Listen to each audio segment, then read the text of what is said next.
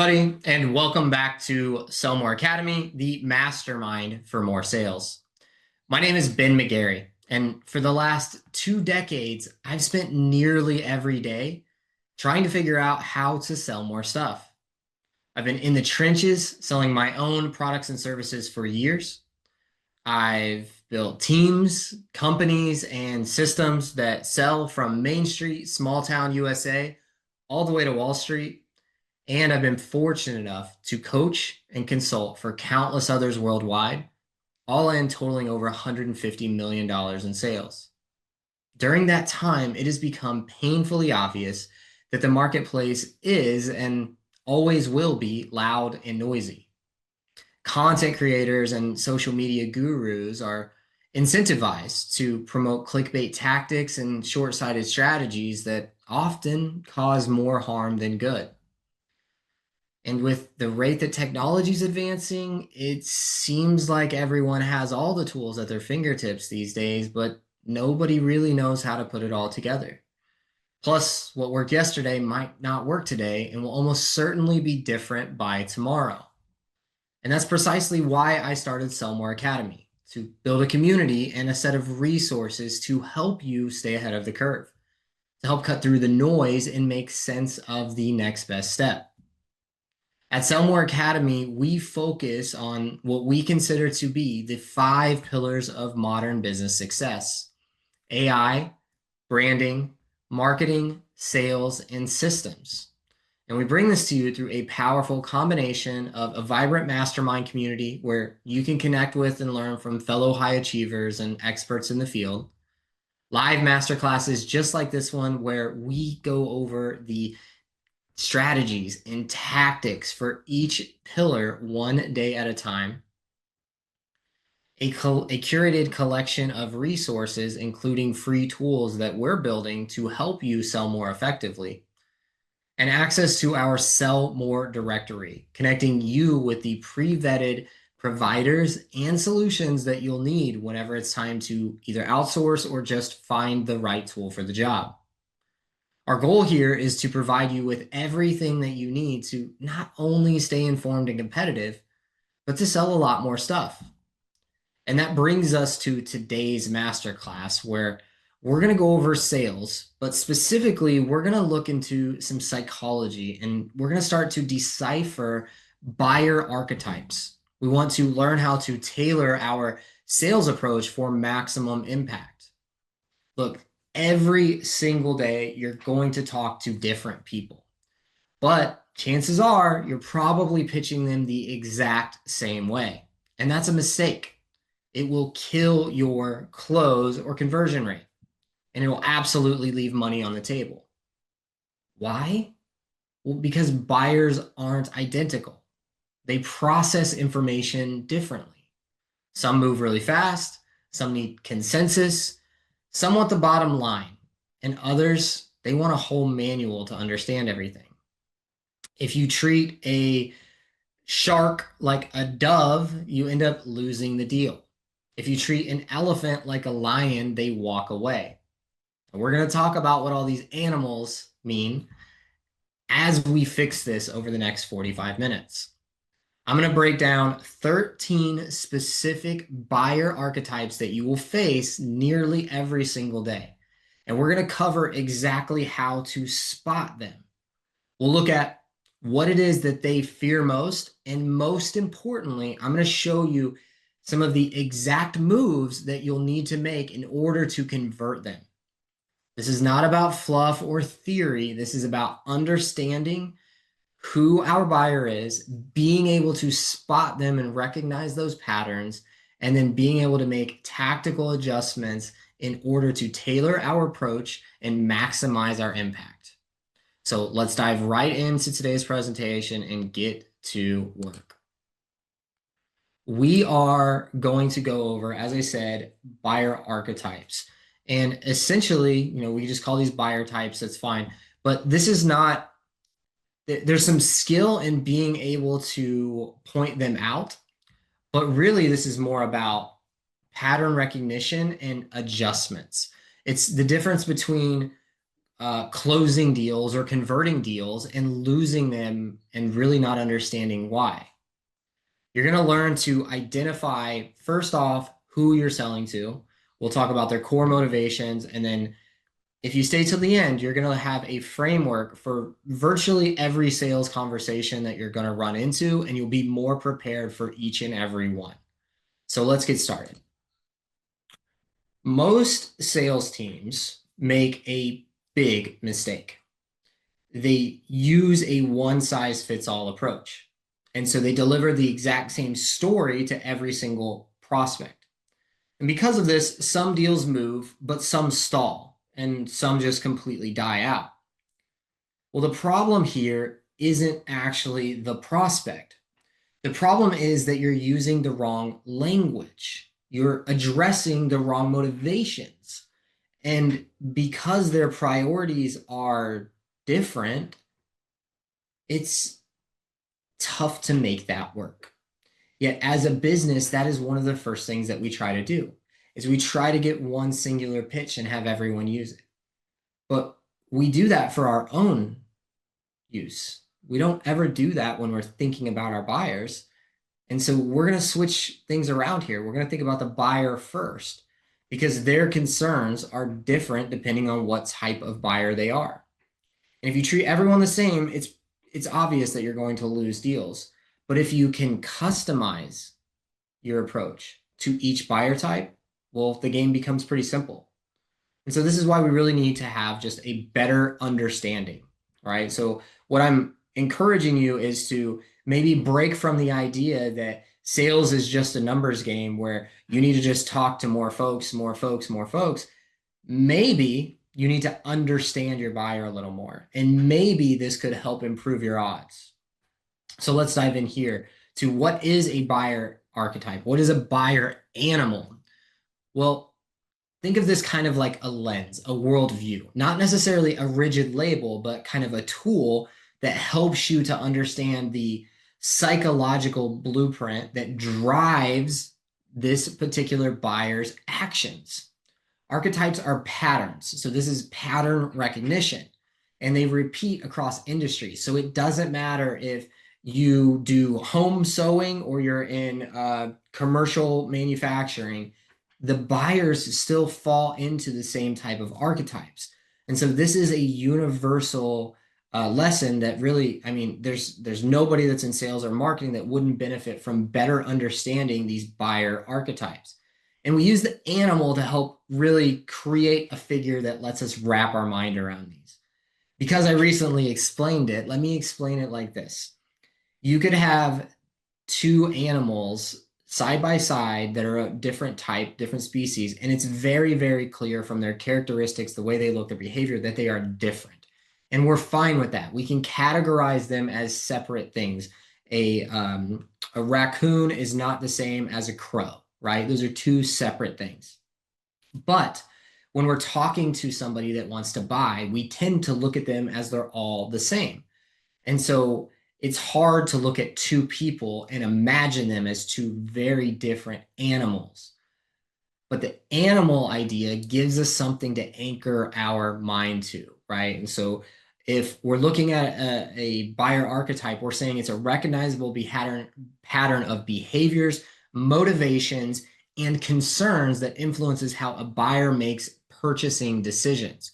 So we're combining some things here, a psychological blueprint of how they think.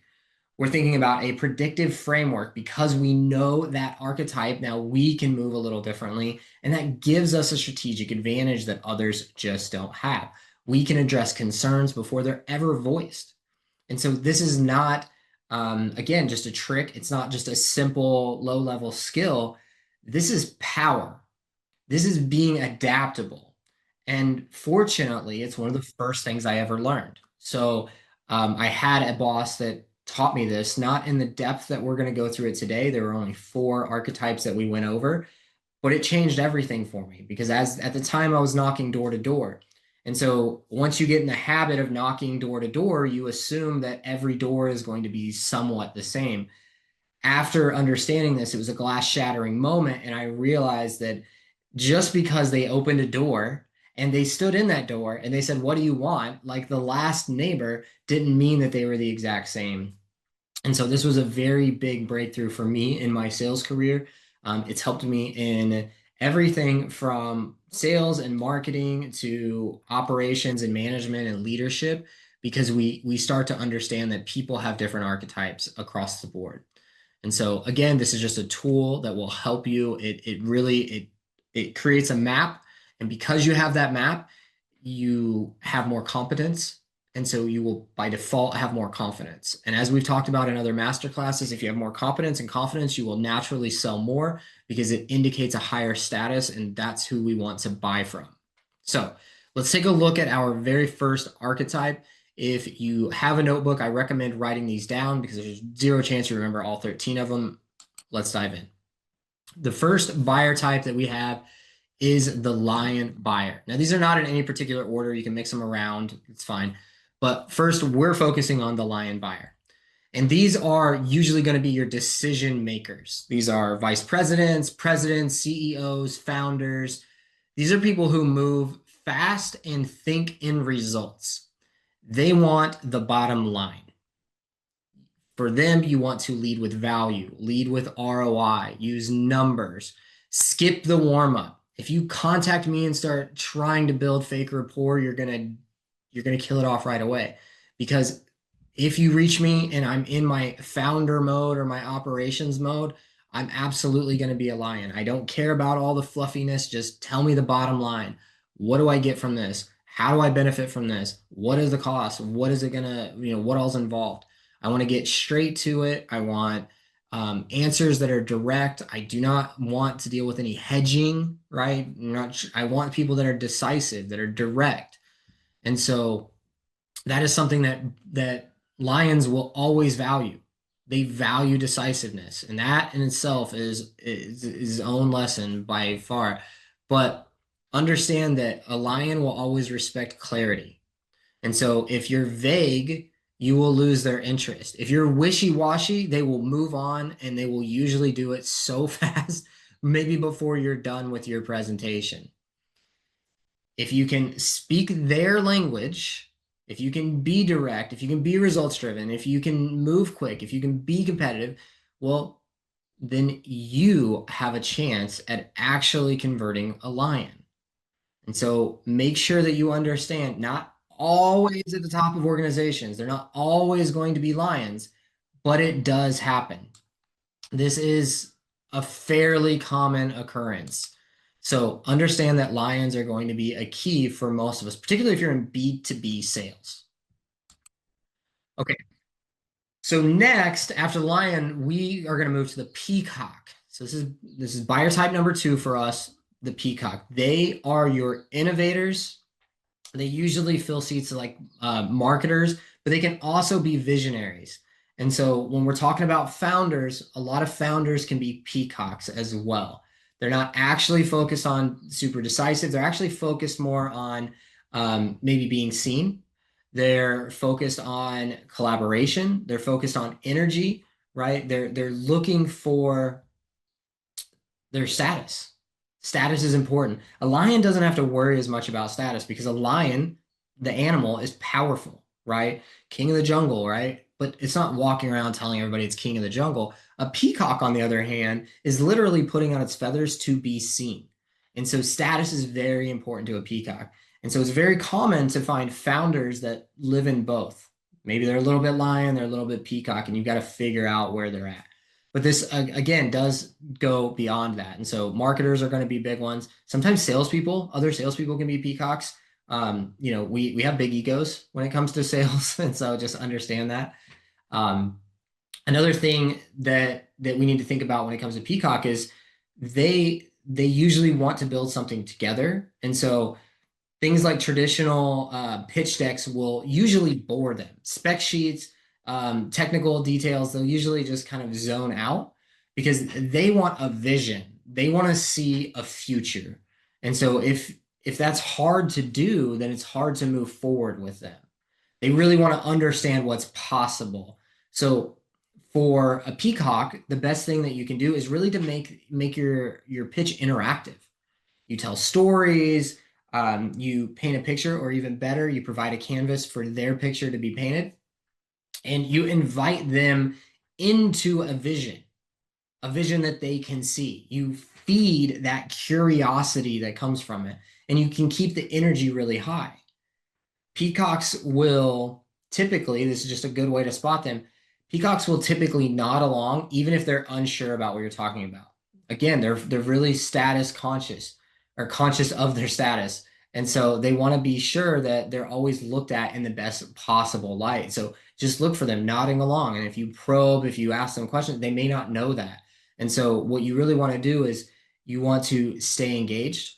You want to keep checking in with them. Things like, is that right? You with me? The simple little things, asking them questions. How do you feel about that? Or do you think maybe there's another path we could take? Including a peacock in is very, very important to that process, just to keep them entertained, right? You don't want them trying to attract the attention of someone else while you are working with them. And so just understand that peacocks, they're really about being seen. They're really the visionary type.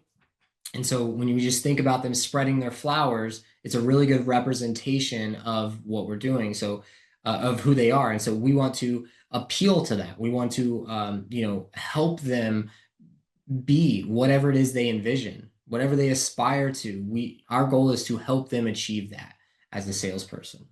So the best thing about peacocks, in my opinion, is that if you do this right, they tend to become your champions or your sneezers, right? Because when they've made a good decision, they want other people to know that they've made a good decision. So if you can make them feel like an insider, they will work like an insider for you. Okay, so let's stick with birds. Let's move on. Let's think about the dove, because this is a little bit different. We have relationship focused, we have patient, we have cautious, we have steady. These are typically going to be your they're going to be like innovators, right? They want to build relationships first. They want to ask about team fit. They really want to know that you care, and they move slowly, but they are deliberate about how they move forward. They tend to have very good insight when it comes to innovating, to moving forward. It's usually doves are usually really good to bring into the fold whenever we're talking about that. So when it comes to their fear, think about a dove. If you've ever seen one, picking up scraps or anything like that in one of the cities, they do not want any conflict. They don't want to be rushed. If you get close to them, they fly off. They'll come back. That's fine, but they want their own little space. And so they don't want things to feel impersonal. That's usually, if you send like a cold message that doesn't have any personality, that could send them into a spiral. They want to, at all times, keep harmony. They want to make sure that the ship is sailing smoothly. And so your move here is really to focus on credibility, on authority. I know we have trust listed here. The reason that we're talking about trust is not because we want to actually build trust, is because they have certain trust indicators that they want met. And our job in our style of truth and selling is to make sure that we hit all of those for them in our genuine and authentic way. And so here you want to show that you understand their values. You want to give them some time. You want to emphasize partnership and stability. Essentially, what you're showing them is that they're safe, right? That they're not getting into this alone. Doves are rarely alone. And so the same thing is here. You do not want them to feel isolated, because if so, they struggle to make decisions and they struggle to move forward. And so even if you could sell them, a dove is not super beneficial to you after the fact, because they are not part of whatever it is you're building. So if you can incorporate them, if you can include them, then you have somebody special. And so I know this is going to change a little bit. Doves are going to change a little bit based on industry. This is one of the ones that does, but essentially they will remain the same across the board. They don't want conflict. They don't want to be rushed, and they want to feel like they're part of something bigger, because that provides safety and security for them. Okay, so apparently I really like the animals. So the next one birds, next thing we're gonna stick to is the owl here. And we think pretty highly of the owl. It's in our it's in our logo, and that is really kind of the wisdom of an owl and the experience of an owl is what we want to represent. And that's really no different from the buyer type, the owl. They're going to be analytical. Typically, they're going to be researchers. I often fall into this when I'm making personal decisions for myself. I dive into the way it worked. I want to look at the ingredients. I want to look at how other people have talked about their experience, both good and bad. I want to know everything. And that's what an owl will do. They're data driven, methodical, detail oriented, analytical. These are the people that tend to be like CFOs, maybe a chief strategy officer, or even maybe a chief of staff, right? And these are people who are really good at managing figures and numbers and systems and processes. And so when it comes to an analytical buyer, the one and really probably the most dangerous move, this is truthfully probably the hardest for most salespeople to sell to, because we're taught to overcome objections and handle rebuttals and all of this type of, mumbo jumbo, when really what we need to do is understand them better. So we can't just gloss over details with the owl like we would with maybe the lion. Here, we need to have data. We need to bring it and be prepared. We need case studies. We need technical specifications. We need to answer every question thoroughly. And ideally, when it comes to an owl, we know their process well enough. So we want to start to anticipate the objections that will come up. And if we can address those with facts, definitely not a feelings-based thing. Please don't bring emotion to an owl, then you're going to be able to walk them through step by step logically. And so for those of us that want logical folks, that's the type of world that we deal in. If that's the type of sale that you appreciate most, then you want to look for this buyer type. You want to look for the analytical folks. But like I said, most people do struggle with this because the owl is going to ask details that you may not know. Honestly, when you're selling to an owl, sometimes it feels like you're being micromanaged in your own process. And that's okay for some of us. If you know the answers, micromanagement is literally just a Q&A. If you don't know the answers, as I've said, the owl is very hard to sell. So the faster that you can recognize that, the better off you'll be. You either adapt or you move on. Go sell somebody else. Maybe the owl's not for you. And so this is not about them being cold. They're just methodical. They need to understand before they believe. And maybe that's something I should have talked about at the beginning. There's something that takes place with every single buyer. There are certain things, regardless of their buyer type, that they need to believe to be true before they'll move forward with any decision. And so with the owl, it's very, very detailed things that they need to believe to be true. Essentially, every single buyer type is trying to offload risk as much as possible. The way that owls do it is through facts and data.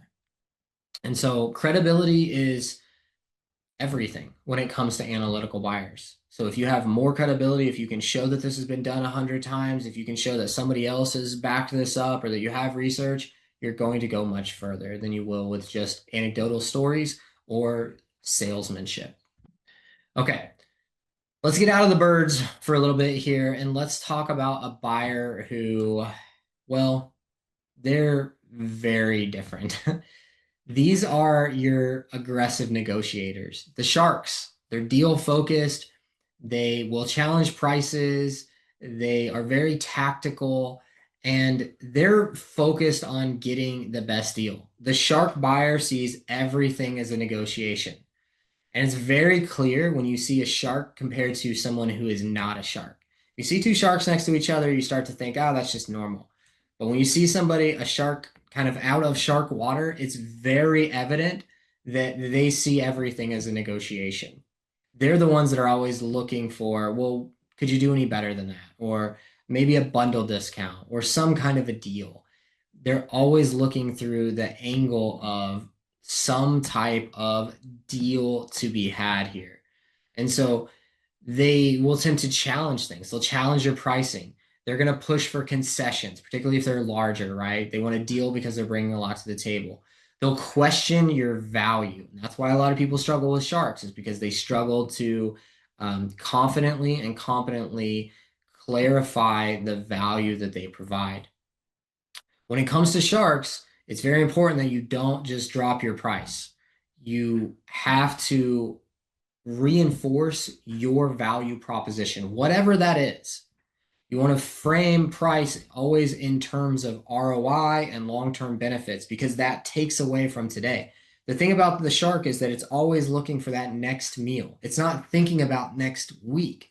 And so with a shark, the way that you can handle it better is to start talking about next week and let them know, hey, I know you need to eat today, but you're going to eat next week. You're going to need that food next week as well, which is a concept you've heard me talk about. And so when we frame things in terms of ROI and long-term benefits, we can snap them out of this present moment of I'm hungry and need to eat and move them to the future where they can start planning. If we do this, you can be prepared, better prepared anyway, to walk away. A shark is one of these. I mean, all animals, all buyers can be walked away from, but the shark is a very easy one to walk away from. There are probably 2 to 3 sharks a week that we walk away from because they send some kind of crazy request and then always pushing hard for some kind of concession on that. And so they're just not our customers. That's fine. There are plenty of people that can serve them. And that ability to walk away is really your power. You don't have to sell to everyone. And once you understand that, then it becomes a lot easier. Now, I'm not saying you spot a shark, you walk away. That shouldn't be your goal. But if you're doing some targeting, maybe you're talking to your marketing team about who to reach out to, or maybe you're doing some cold prospecting and you're reaching out. If you struggle with sharks, maybe don't target sharks. It doesn't mean don't talk to one when they come about, but maybe don't go swim in the shark infested water then. Okay, so their fear is always going to be, just like everyone, it's going to be making a mistake. So overpaying, missing a better offer, being taken advantage of, something along those lines. It's always going to be very deal focused. And so again, show your value, make sure that you go well beyond price, not to say a high price, back your price up with value. Set clear boundaries on negotiation of what's possible and what's not. Use scarcity. Sharks, everything changes when we're down to the last couple bites of food. Now we start thinking about the future. So we want to emphasize always, when it comes to sharks, emphasize what they gain and not what they save. Sharks are not savers by default. And so we want to focus on what do they gain by using our method, by using whatever it is, our angle that we're talking about. This will help you to protect your profit so that you don't end up in that negotiation. One thing about sharks that really should be noted here is that sharks, they respect strength. And so sometimes the aggressive negotiator will negotiate just to find out if you're willing to break. If you're willing to break, it may not mean that you get the deal. It may mean that you're not the kind of person that the shark respects enough to do business with. They respect clear boundaries, but that doesn't mean that they won't push on them to find out if they're strong. And so if you cave immediately and you lose the respect from the shark, you might as well move on. That is very, very hard to win back. And of course, you can try to use all the manipulation tactics you want, but the truth is sharks see through that kind of stuff. They don't care about it. And so be very, very clear about your boundaries and be willing to back them up. Be willing to walk away from any deal that does not serve you in the way that you want to serve. And so stand firm, clearly articulate your value, and sharks will be some of your best buyers. And the great thing about that is sharks also have the ability to become big time supporters, big time sneezers for you. They love to talk about that. And it's oftentimes, just one last thing about sharks, oftentimes we think that they're looking for the best price, but often they're looking for the best deal. And the best deal is a value-based equation, not a price-based equation. So that respect leads you to bigger and more frequent deals. Okay. Sharks are aggressive. Let's talk about somebody who's a little less aggressive. We're looking at the elephants. And this is a different kind of process. They move slow. they're thoughtful, they're methodical, they're cautious, just like the animal, they rarely forget the things that you've told them. In my experience anyway, they often take weeks to respond to things. Maybe even ask you the same question multiple times in different ways. Elephants usually want everything in writing because, again, we're going to remember every part of this conversation. And elephants are often the ones that need to go think it over. Not necessarily because they're just stalling, because they need to think it over. That's their process. And they fear making rash decisions. Like I said, everybody fears making a bad decision. All of us do in our own way. The elephant is worried about not understanding all the implications of it, meaning second order thinking. So if I do this, then what might happen? And other buyer types are not thinking about that. We just talked about the shark who doesn't really have that far-sightedness that's needed, but the elephant does. And so your move is to be patient, to provide documentation, to provide third-party resources and validation, not to rush them, to follow up consistently, but very gently and thoughtfully, and to respect their process. Just like any other animal that's on here, you're not going to magically change an elephant into a lion. The only way that you will sell an elephant is to recognize an elephant, adapt to an elephant, and then be patient with that elephant. And if you do so, they won't forget that. They will tell other elephants about that. One great thing about elephants is that their herds are strong. And I don't think that's any different when we talk about the buyer types. Oftentimes, we find others like us. And so the beautiful thing is that elephants will tell other elephants about you if you can make it an enjoyable experience for them. So you must respect their process. They want you to demonstrate active listening. They want you to show empathy. They want you to position yourself as an advisor, not a salesperson. They want you to focus on their outcomes, their success, not your sale. And they're very good at being able to tell the difference.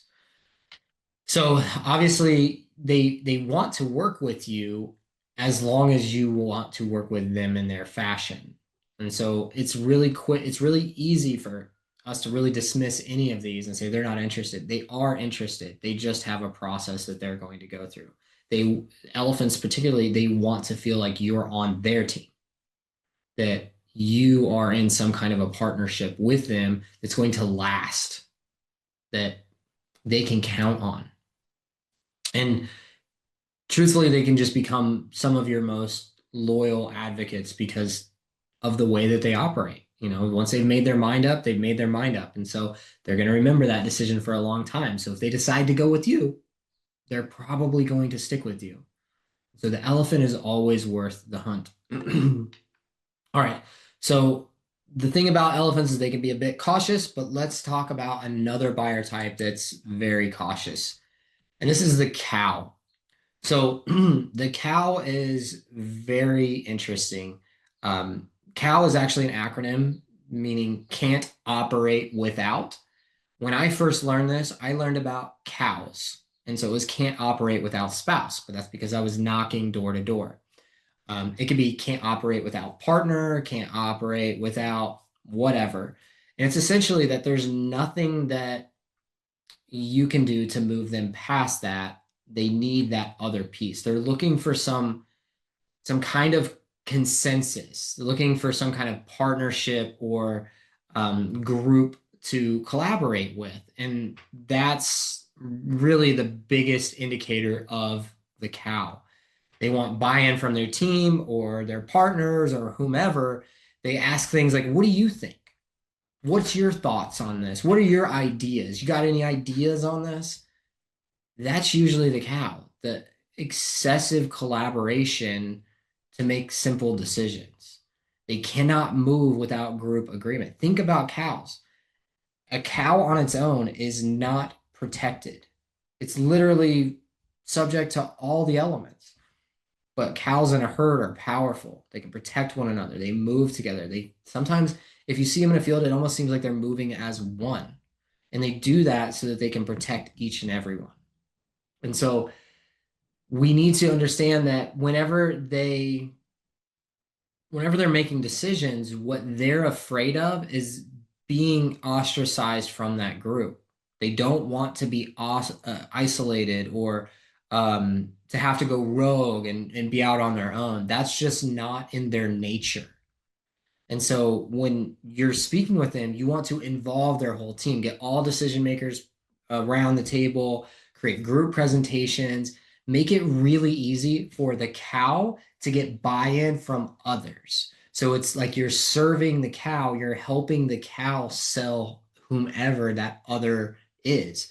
And so they're not slow, they are consensus seeking. This is we could probably also call the cow the sheep, if it wasn't for the great acronym.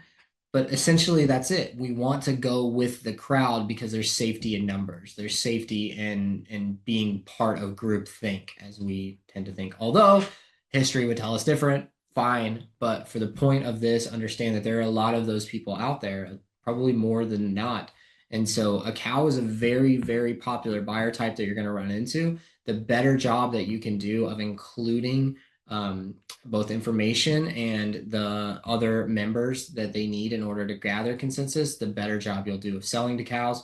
And before long, you'll end up with a whole herd of your own, and they'll listen to what you do. And as you move and change your business and pivot, they'll likely move with you.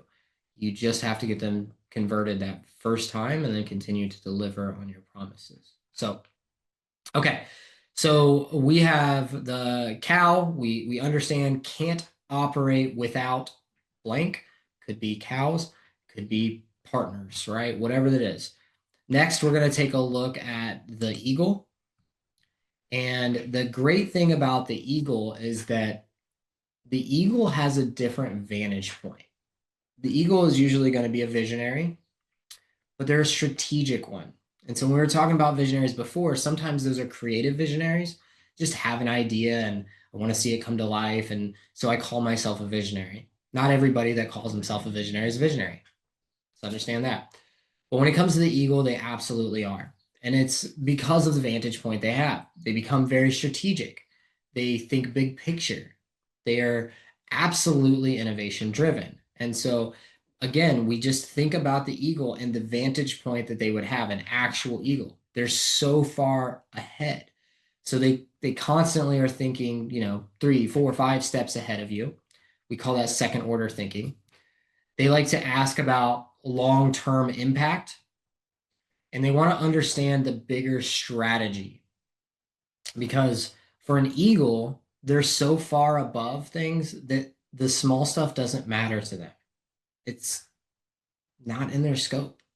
They're laser focused on what they need to be focused on. And that's it, from miles away. And so their fear is to waste time on tactics that don't move the needle. Basically, to waste time at all, right? When an eagle is making their descent, they're locked in on where they're going. They're not making descents from high above in the perch for no reason whatsoever. They're not doing it just for exercise. And so the same thing is going to happen with an eagle. If you have somebody who sits at the top or in any position, it doesn't matter, and is exhibiting these type of personality traits, then it is absolutely your job to talk vision and outcomes. If you're talking about features or benefits or even results, you're not going to convert an eagle.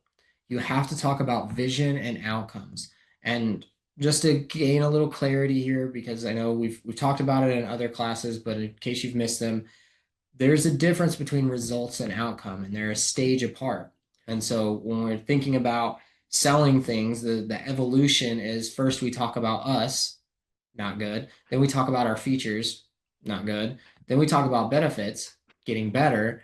And then when we really advance and we start getting to be a really good salesperson, we start talking about results. And that's where most people die, although very few actually get to that, most people get stuck in previous stages. But there's a level past that, and it's more than results. Results are you're going to end up with 10 appointments booked on your calendar. That is a result of the feature of the company, of the feature, of the benefit, and now you're going to have this result. The outcome is what is possible because of that result. And the reason we're talking about it is because the eagle can tell the difference. The eagle gets to stay up in his perch because we're focused, that's an outcome, right? Because of this result. That result is possible because of this benefit. That benefit is possible because of that feature. And that feature is possible because of that company. And so this is a progression, and understand that the eagle's at the end of it. They need outcomes. This is how you get through to them. You show them. You show them how this thing fits into their thing, right? Don't go over operational details. Eagles want transformation. Okay, so from here to here. This is where you're at before you talk to me, Mr. Eagle. This is where you're at after we do business together, Mr. Eagle. That's what we're focused on, is the transformation, not all the little details. Even though you may think that it makes you sound more credible or more authoritative, it usually, when it comes to an eagle, you lose those things. It works counterproductive to the way that you want it. Okay, so the next is the fox. Now, the fox, we've all got an image of a fox in our mind, I'm sure. A fox is skeptical. They want proof. They check things, right? They're distrustful. We should all be a bit distrustful. They're cautious. And ultimately, they question everything, right? They want to know all the little details. They're curious. That's what a fox is by nature. And so they tend to ask for references. They want case studies. They want to verify things independently. They're going to assume you're overselling because they're so used to just going out and getting what they want, right? They take what they want. They investigate it. They're curious. They look into it. If it's good, they take it and they're gone. And that's why we have to keep foxes out, right? They'll take whatever they want. And so their fear is being scammed, right? They don't want a fake chicken. They want the real chicken. And so they are also afraid of things like hidden costs, things that they didn't investigate fully. And that's really what the fox's kind of weakness is. It's any of their own blind spots are their fears, right? What didn't I look into enough? What questions didn't I ask? And those are the fears that in the buyer will create hesitation and will create buyer's remorse even before they purchase anything. And so we have to be very careful about that. They do not want to make bad investments, right? Again, just like the eagle, they don't want to waste their time. Fox doesn't want to waste its resources. And so we want to be very careful about making sure that their investment is backed up with proof, right? You can investigate this yourself. Here's the proof that it works. You can use detailed case studies. So we've cut details out for others. We're bringing details in for the fox. They want to get in there. Think about a fox digging through stuff, working its way in to investigate, to be curious, looking for food. That's what they want. Other, you can give them references, stats, quotes, research, case studies, anything you can to be transparent. You want to tell them what's possible and what's not possible. And you want to earn their trust or build credibility over time. If you try to do it too fast, remember, they're skeptical. They'll get skittish. They'll run away. They'll ghost you, maybe more than any other archetype. A fox will disappear on you and you will never see them again. And so make sure that you're prepared for that. They need reassurance. They need to know that other companies or other people have made decisions like this. Other places that had situations similar to them found solutions similar to this. And when you provide that and you let them feel safe in their decision, then they'll move forward. And again, that's not much different than anyone else. We want to make this buyer archetype feel safe. So we have to understand the things that they are afraid of, the things that keep them from moving forward. Okay, Moving onward, we have the dolphin. So dolphins are relationship oriented. They are authentic. They're collaborative. They're long-term focused, very different than a shark, right? Again, their survival depends on being together. And so the dolphin, this is where a lot of salespeople are dolphins naturally, or they get trained to be dolphins, maybe is a better way to say it. The dolphins' biggest like tell is that they prioritize the relationship over the transaction. And so they'll remember personal details, they'll remember your family, they'll remember the vacation that you just took. They want to be your friend. They want some kind of genuine connection, and they're usually very loyal, right? They're loyal to people though, not products. And so the cool thing about a dolphin is once you convert them, once you win them over, you could go change products. You could change industries completely, and dolphins will tend to follow you because they trust the people. If a Sometimes, not always, but some investors are dolphins, and those are like the ones that everybody's chasing because the investor dolphin will invest in an entrepreneur, right? Not the product or the business or the service. They'll invest in the person. And so that's what we're looking at here. That's what it means to be a dolphin. And what they fear is just being used as part of the process, like a cog in the wheel. They fear inauthentic interactions, right? So if this feels fake, if this is forced rapport, or you're asking me about the weather and you don't really care, I'm going to spot that immediately. I don't want, if I'm a dolphin, I don't want transactional relationships, right? I want to have some kind of relationship, some kind of connection, some kind of real rapport. And so your move is to build that real rapport, real, genuine interest in them, not something fake like the weather or their sports team or whatever the case. If that's the only way that you know how to build rapport, you don't know how to build a real rapport. So please go work on that.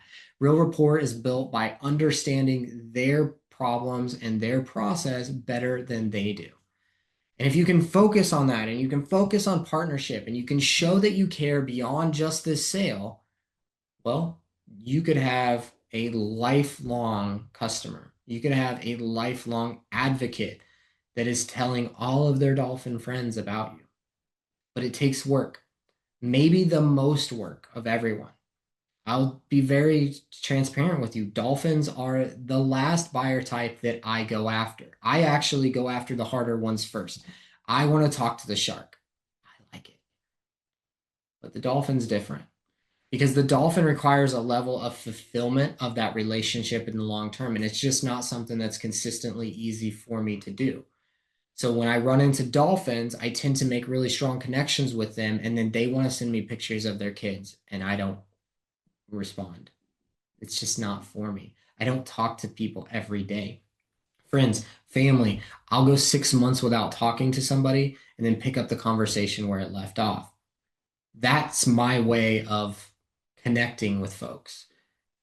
That doesn't work for dolphins at all. And so when I spot a dolphin, I have to be very, very careful. And particularly in my business, I usually am not able to work with them because I know the amount of relationship upkeep that's going to be required. So just understand that's part of it. And if you're a relationship person, dolphins are perfect for you. They're your friends, they're your bros, right? They're the ones that will do crazy stuff with you the night before the trade show. They're a good group, a wonderful group. I'm not trying to say anything bad about them by saying I don't work with them. It's just that the constant upkeep of checking in and saying, hey, how are you? And how was your kid's recital? That's not me. I'm not great at that. But if you are, then dolphins could be some of your best clientele ever. Okay, so stay in touch with them, show that you care, understand the details, use CRMs, use whatever tools you need to in order to make sure that you remember the important stuff about your dolphins. Next, we're looking at the beaver. And man, beavers are great. Beavers are pragmatic. They are results oriented. Remember that scale we were just talking about. They're results oriented. They are efficiency focused, and they are problem solvers. They've actually done studies, like physical studies, experiments where they've dropped beavers in the middle of a desert, and beavers have brought back rivers. by themselves. That's the level of problem solver that beavers are. Beavers are fascinating to study. And if you do, you'll understand exactly why they fit this buyer type so well. They focus on ROI and measurable outcomes. If the dam's not getting bigger, they're not working. They want to know the exact process and the timeline. Beavers are architects. They're practical.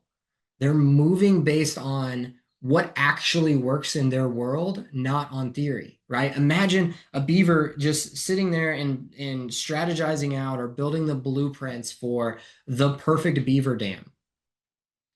That's never going to happen. They know that.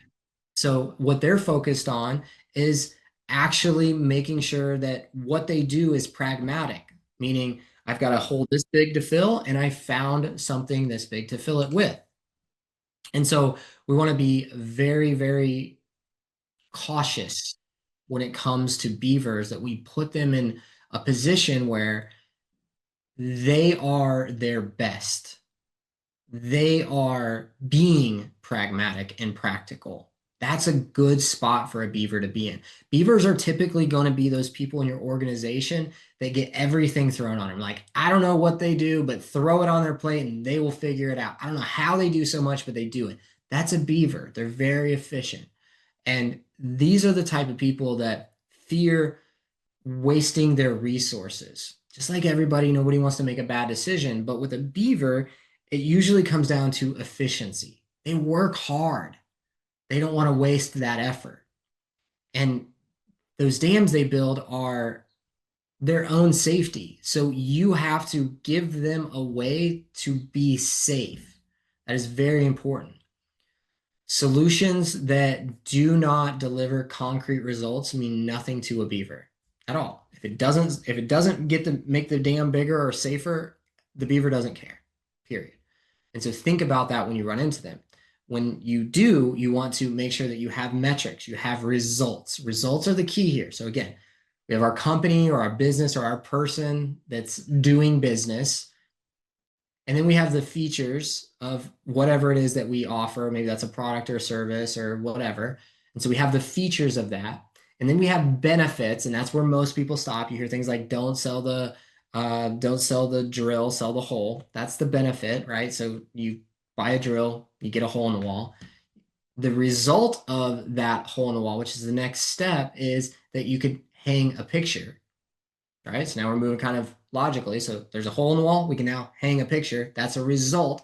And then the outcome is you now have beautiful artwork on your wall that you get to enjoy all the time because you bought a drill from me, right? So that's the logical progression. And so when we're talking about beavers, they don't care about that outcome. That's not for them. They care about the result, right? Hanging the picture. And so make sure you're very clear about that when you're talking to them. Show the exact process that gets them there. They're very, very detail oriented like that. Emphasize efficiency. Don't start talking about what's most effective with them. Talk about what's efficient. Talk about how they can get more done with less work or less time. That is the key.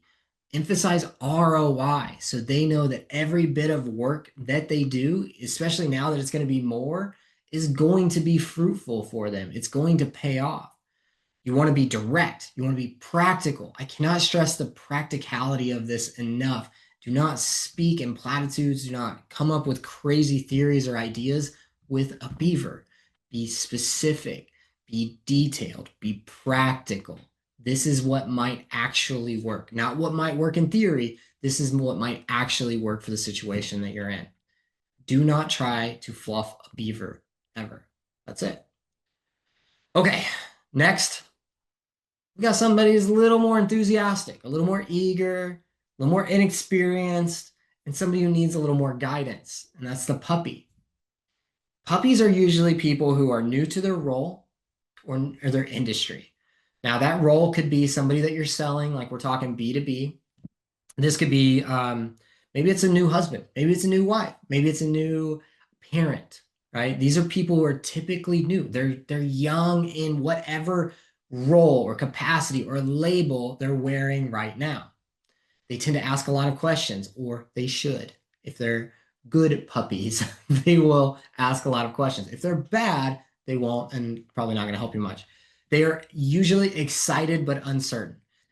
Think about a puppy running around. They'll run into the wall because they didn't stop themselves soon enough. They're just too excited, right? But they're uncertain. They don't really know what to do. They want to do things right.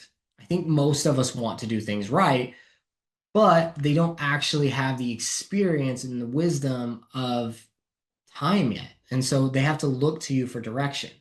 So when you run into a puppy, puppies tend to follow strong leaders. And so if you're a salesperson, your job is to lead the animal that you're speaking to. And so if you're strong, a leader or a puppy will tend to follow you. But what they're afraid of, just like we're all afraid when we start a new job or a new relationship or a new whatever, a new title that we put on ourselves, is we're afraid of making a mistake. We do not know enough yet, or maybe I didn't ask enough questions. And most of us are terrified of being judged, particularly if you're being wrong, right? Even though we're new and there's an excuse, we're still terrified of it. And so your move when you're selling to a puppy is think about if you were buying a puppy or raising a puppy. You have to be their mentor. You have to almost be like a parent. You want to educate them, but you have to be patient with it. You want to build confidence based on competence. We want to provide a really, really clear guide so they know where they're going to be going. They understand the steps. They're not lost anymore in just pure excitement. Again, you want to position yourself as an advisor, not a vendor. And I think that's a pretty common theme throughout most of this. But with a puppy, it's very important. Remember, they're looking for guidance. And so this is maybe some of the easiest folks to sell and the hardest to stick around, right? Because they're inexperienced. They don't really know. Maybe they're buying, but they shouldn't have bought. They don't know what to say no to yet. I feel like the multi-level marketing industry targets puppies more than any other buyer type. Maybe I'm wrong about that. It's a personal opinion, but I do feel like that's who they go after. Eager, uncertain, looking for opportunity, wants a chance to prove themselves, afraid to make a mistake, needs a good playbook, perfect for an MLM. So maybe I'm wrong about that, but just understand that it does feel like they are kind of the perfect people to get pushed into that. If you're selling MLMs, look for puppies. There you go. All right. The final one is the horse. Now, the horse is different from virtually everyone because a horse is going to value something, or is going to value being steady, reliable, loyal. Horses value follow through.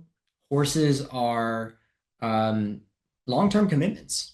You know, they're consistent, they're dependable, they're around, they honor what they say they're going to do, and that's how they expect you to operate as well.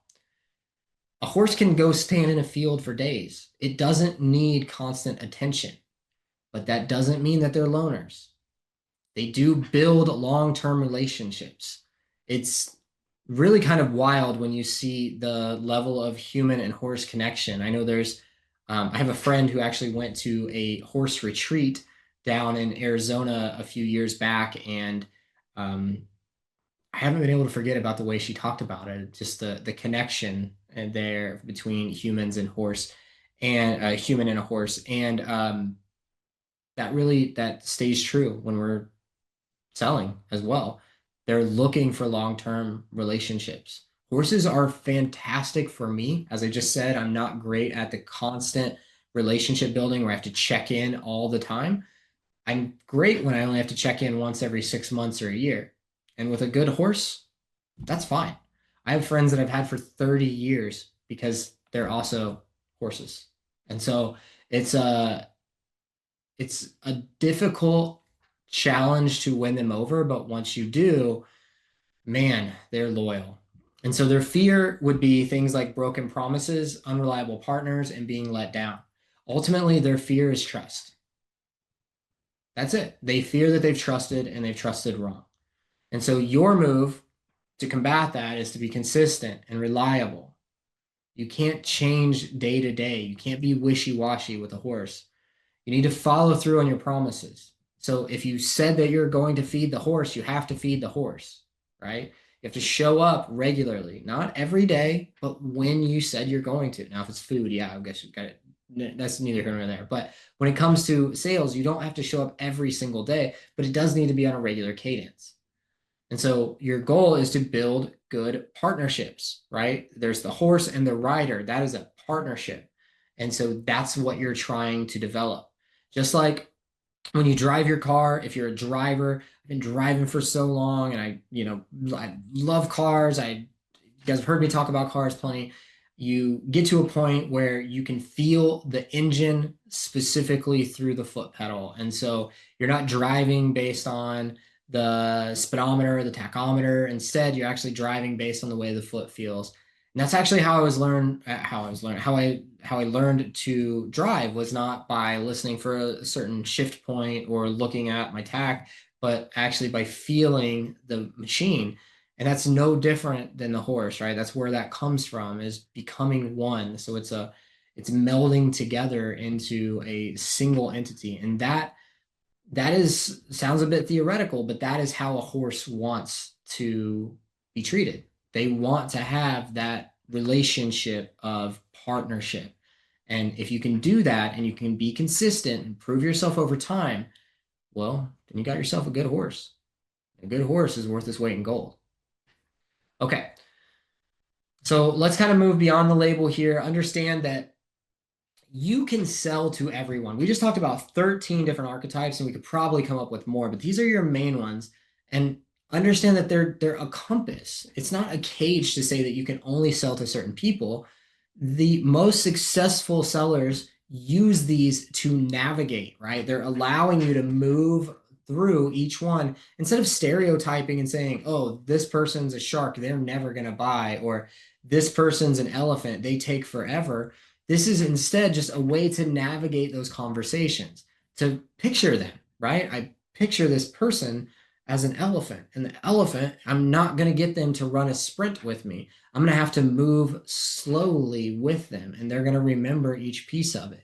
And so again, it's a compass. It's there to help you navigate, not to stereotype or to cross people off your list, or anything like that. It can help with targeting, that's for certain, but it should never really exclude people from selling. If you just happen to knock on a door, pick up the phone, and you find somebody that needs constant engagement and that's not you, then it doesn't mean you have to hang up on them. It just means that you learn how to adapt to that person on the spot, and then maybe don't go target more of them, right? And so essentially what we want to do is we want to not force them into a box, but we want to understand the kind of prevailing energy that they have, so to speak.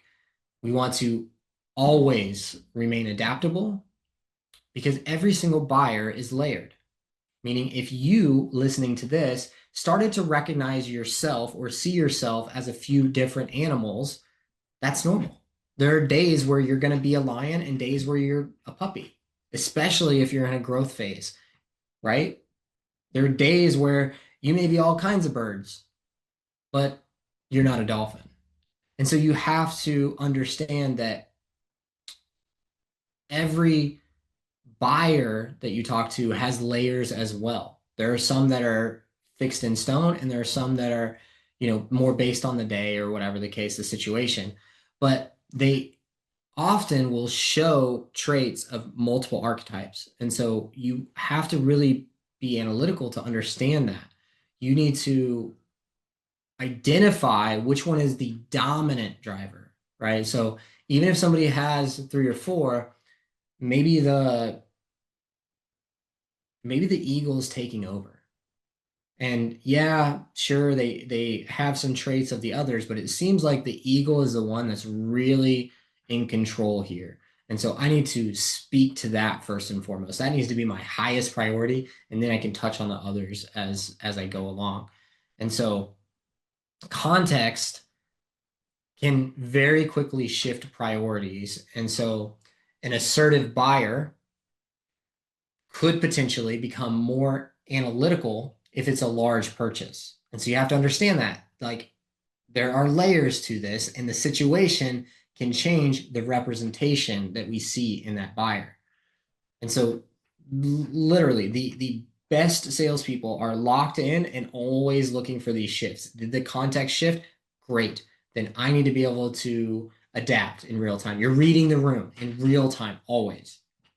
And so um, ultimately, this kind of separates the people who are the best. And I'm not even talking about the difference between a bad salesman and a good salesman. I'm talking about the difference between good to great. And the ability to read that room and make adjustments is the difference of good to great. It's the difference between I can only sell to so and so, and I can sell to virtually anyone that walks in because I'm good at understanding them. And that's not the egotistical idea of like, oh, I could sell ketchup to, none of that. Or ice to Eskimos. We're not doing that. What I'm saying is we can adapt and we could sell to someone if they had the purpose of buying. So this is truly what starts to separate people. And it's always these, pattern recognition pieces that really do. It's the difference between the top of the board and the bottom of the board. And I've said it for a long time.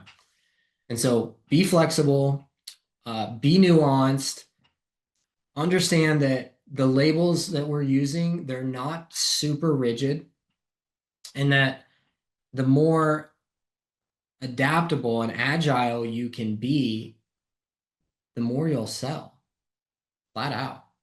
It's a significant advantage over others. Okay. That advantage is that we are not trying to force these buyers to do anything. I'm not giving you these to say, if you say A, B, and C, then all dolphins will sign up. I'm not telling you that. What I'm saying is when you align your approach with their archetype, you immediately start to become an advisor. It's a different scenario than a salesperson or a vendor. And so it's not about transforming them to fit our style. It's about understanding where they are and adapting to meet that. Okay. And so when we do that, we have our credibility, we have our authority, and we create trust. Again, we don't believe in trust here, but that's what your buyer is talking about. And so what they really mean is credibility, authority, and maybe even loyalty, but they use the terminology trust. And so we've had to kind of work that back in just a little bit. But you create a secure buying environment where they feel safe, heard, and understood on their own terms. That's understanding, that's safety, that's not really trust, whatever. But again, that's what they're looking for. So just understand that. Really, what you're trying to do is establish credibility and authority. And you do that. Credibility comes from understanding them and what you do, right? So it's about understanding, it's about competence. And then authority is being able to speak on that. We can guide them. We can be their shepherd, right? And they're willing to follow. We're willing to follow those who have high enough authority. And so that's what we're trying to do with this understanding these archetypes is we're trying to understand how do we establish our credibility as quickly as possible based on very different types of people that we may run into. How do we prove our authority so that they do want to move forward with us regardless of where they stand and how they make decisions? And do we win their quote unquote trust? Meaning, do we actually create that space where they feel safe enough to make a decision? If so, we're probably going to sell a lot more stuff, right? Okay. So here's your framework. I want you to listen and observe and categorize as many different interactions as you run into as you can. Every sales interaction that you run into, and even marketing interactions that you run into, I want you to identify the type, the dominant type. If you can identify some other ones, right? They're an eagle first, but they also seem to be a bit of a shark. Great, that's fine. But understand what is the dominant one. What is the one that drives them? And you can test it all along the way because you know what they're looking for. So if it's, what's the difference between an eagle and a shark? Well, one of them is focused on negotiations. And so if they're talking about getting a good deal and they're talking, right, then primarily they're focused on being a shark first, maybe an eagle second. And so really focus on the identification. The better job you do of identification, the better job you can do of tailoring your approach. You can adapt your message, your tone, and even the evidence that you prepare to match their specific drivers, the things that help them make decisions. And then almost by default, you end up converting them, right? You move them from lookers to buyers or prospects to customers, whatever. And we do that by addressing their unique fears, which we just covered for every archetype, and guiding them into a confident decision. So we're not forcing them. We're saying, hey, based on what you told me here, based on what you're trying to avoid, this looks like the best potential result or outcome, depending on where they're at. And this is how we move forward. When we do that, the big takeaway is that selling is not about changing minds. It's about aligning with them. And when we can treat each and every buyer that's across from us as a unique individual that does share characteristics that we can plan for, the game gets a lot easier. You sell more stuff. You make better relationships. You build a better book of business. None of this is rocket science, but it does take work. You're not going to just automatically be able to remember all of these and use them on the fly. You're going to have to go through the practice of identifying. And maybe all you do is identify for a few weeks until you get good at it. I've been identifying. I learned about this in 2007, I think it was. So just about 20 years ago. Maybe it's 2006. I don't know. I think it was 2007 is when I learned this knocking door to door, and it changed everything. It opened doors everywhere because once you understand that buyer, if you're adaptable, you have an advantage over other salespeople that may take years to fully understand.